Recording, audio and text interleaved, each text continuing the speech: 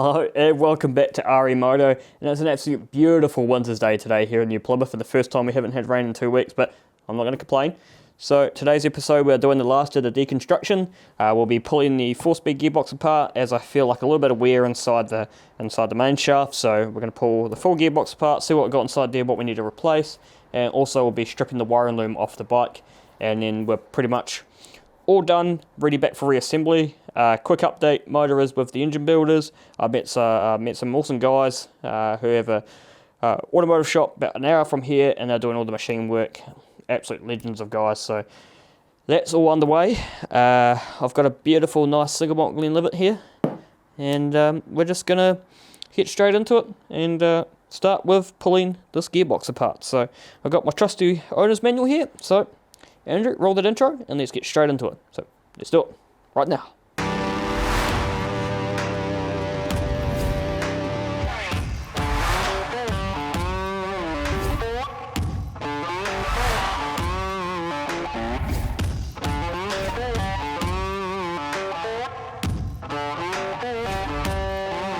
Got a little bit of a selection of spinners going on here. The oil's still in this gear casing, so we'll just strip the outside ancillaries off, starting off with the kickstarter, as if Andrew doesn't lose spinners. Is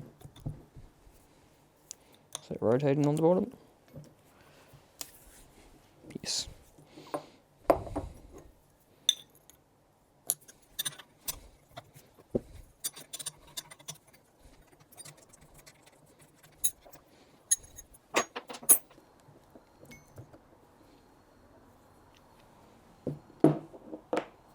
Next we'll do this neutral finder here.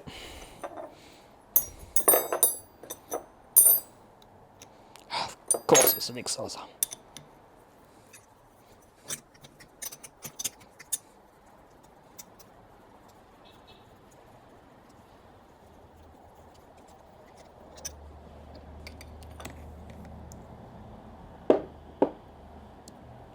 So that part off. Next we'll go the clutch shaft.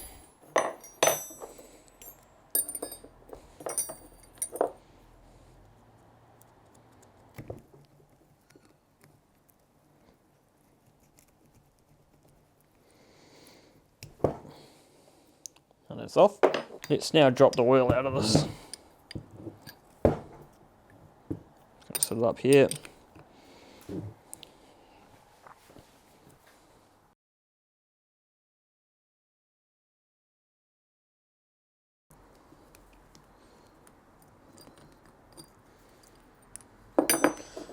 I did water blast this, so if the oil looks milky, that's why.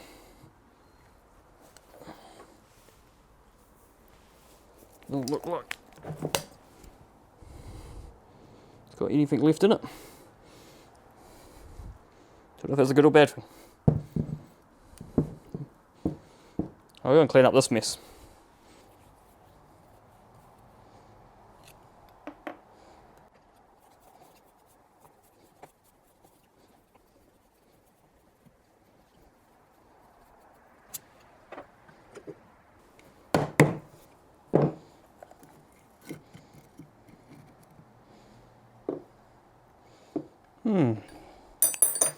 Yummy. Still way too big.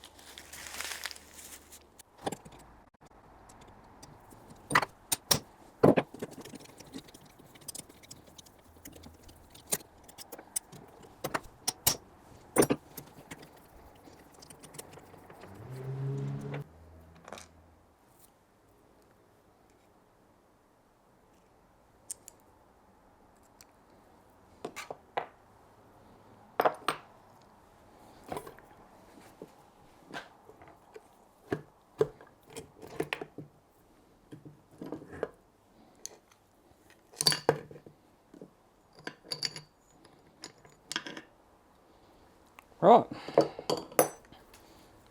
Good progress. There's all the gear sets. Go through all these and clean them up and see how they look. Here's the main shaft. I mean, this doesn't look in too bad condition.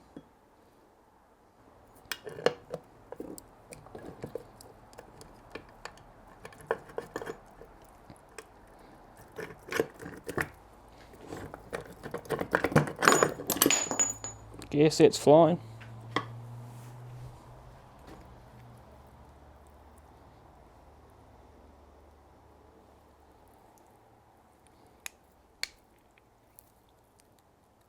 There's a bit of play in that. Don't know if that's normal.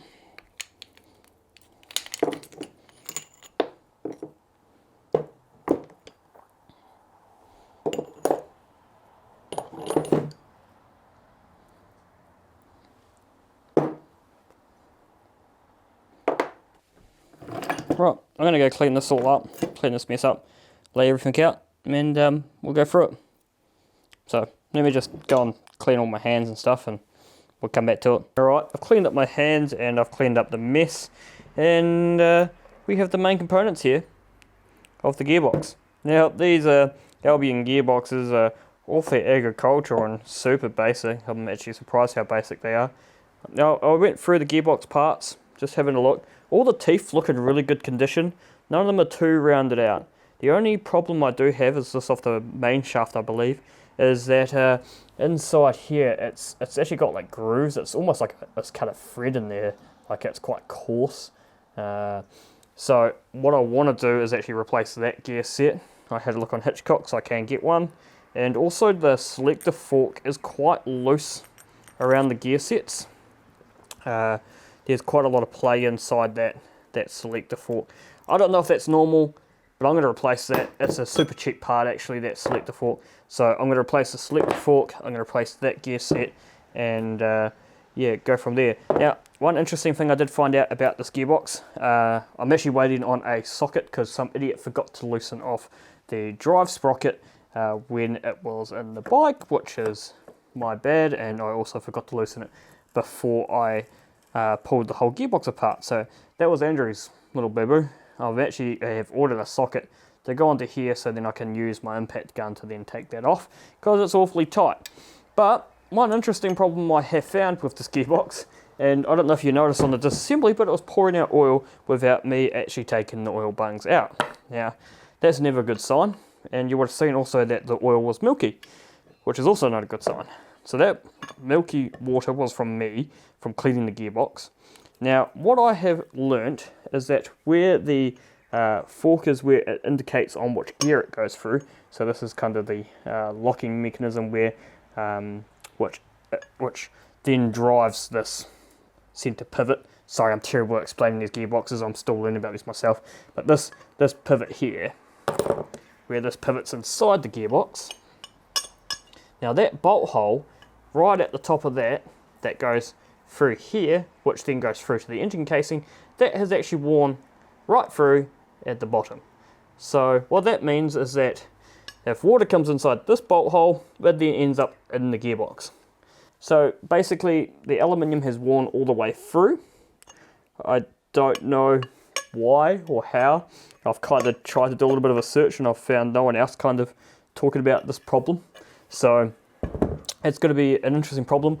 So one proposition I have got is to take the size of the stud that goes through here onto the engine, take the outer diameter of that, find another tube that is that diameter, measure the outer diameter, drill this hole out to that diameter, press fit it in with a bit of Loctite, and then that way it's got a full sleeve going through there, so it actually holds on. Other than that, the gearbox is in relatively good condition. I can't complain. Oh, I just put more oil everywhere. But yeah, that's pretty much it. I'm going to order a couple of parts for this gearbox. I'm going to put all new bearings in it, because I might as well, while you're there, put all new bearings in it, all new bronze bushes, felts and stuff like that. But yeah, not too bad on the wear side of things. Right, I'm going to now start on the electric. So you'll see me and you we'll reconvene at the bike and we'll start stripping this electrics off. Let's just start doing that. Let's just do that. We'll actually just kind of get rid of this bench. Get rid of this bench. Over here. Actually, before we get to the bike, I want to show you a new tool time. Because tool time's cool time. I'm going to show you a nice new tool that I've just recently bought, and I am so happy for it because it's so cool. Right, let's look at this new tool. Alright, and just quick tool time before we get onto the bike over there. So this here I've just picked up recently, and I love the look of it. I love the curves. Oh, I just love the curvy girl. Anyway, this is a Qualter & Smith power hacksaw. It is full cast iron, super heavy, but it's been cutting really, really nice. Like this is a super hardened steel bracket that's used on a transmission tower. It just absolutely sliced through that like it was butter. I just love the mechanical action of this, how it just moves. It's so awesome. Super heavy, and I just love like the old mechanical vise to clamp your workpiece in. Everything's just cool about it. What I've got to do on this is actually install a coolant flood tank to flood the workpiece so they don't get too warm while cutting. But yeah, really love this piece of equipment. But let's get back onto the bike, and we will start pulling all the wiring off. So let's do that now. Tool time's over, so we're going to move on now to the wiring loom and start disassembling the loom, ready for the new loom.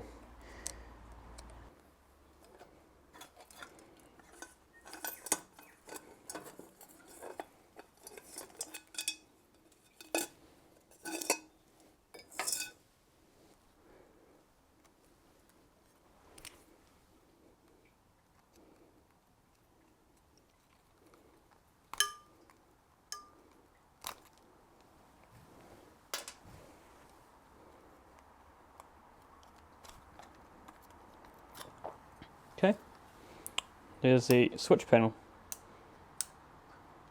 low, high, and the gauge. Okay, we're just going to carry on with the wiring now. So this is the one that comes from the horn button.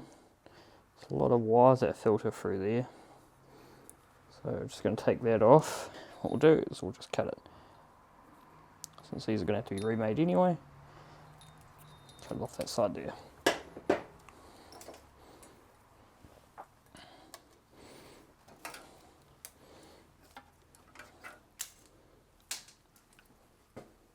It's the horn wiring there. I mean, in here there's all joins. So there's joins all over the place through this. Alright, on to the next wiring mission, and this is the last mission before we got to put the new wiring loom in, and that's basically take the regulator out, the coil out, and take the wires off the ignition. So it's going to be a little bit of fun, but let's just get cracking on with it and carry on. Now, as far as I'm aware, this is not the factory position for these. However, it seems to work. Sometimes the saying is, don't change what's not broken.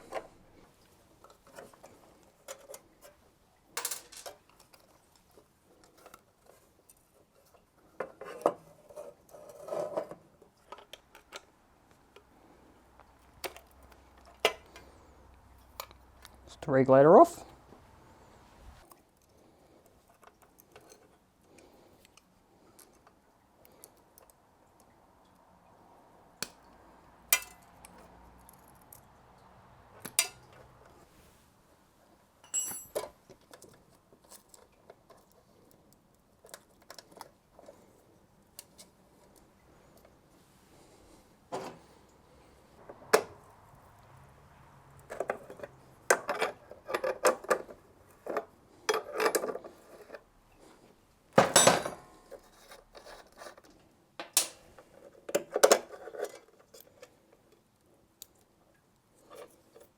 There's the ignition out.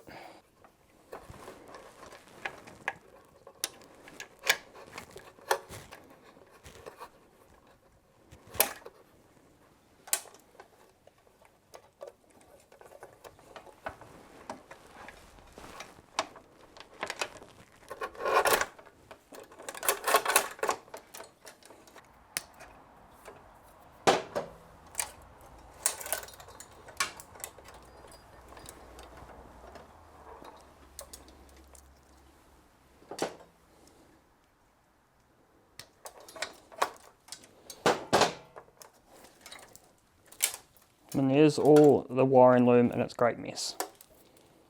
Alright, and that was the last piece of the puzzle. So we now have this wiring loom out of the bike. So that's the old wiring loom.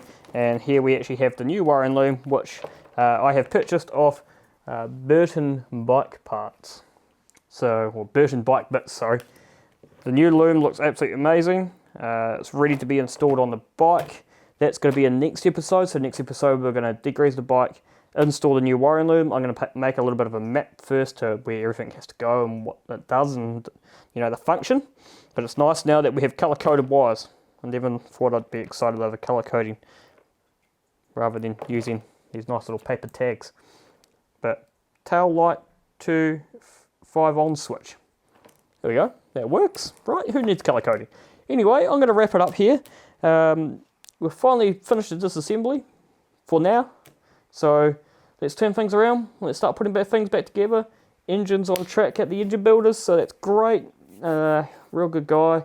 Excited about that. So we'll just start putting little bits and pieces back together, waiting for the engine.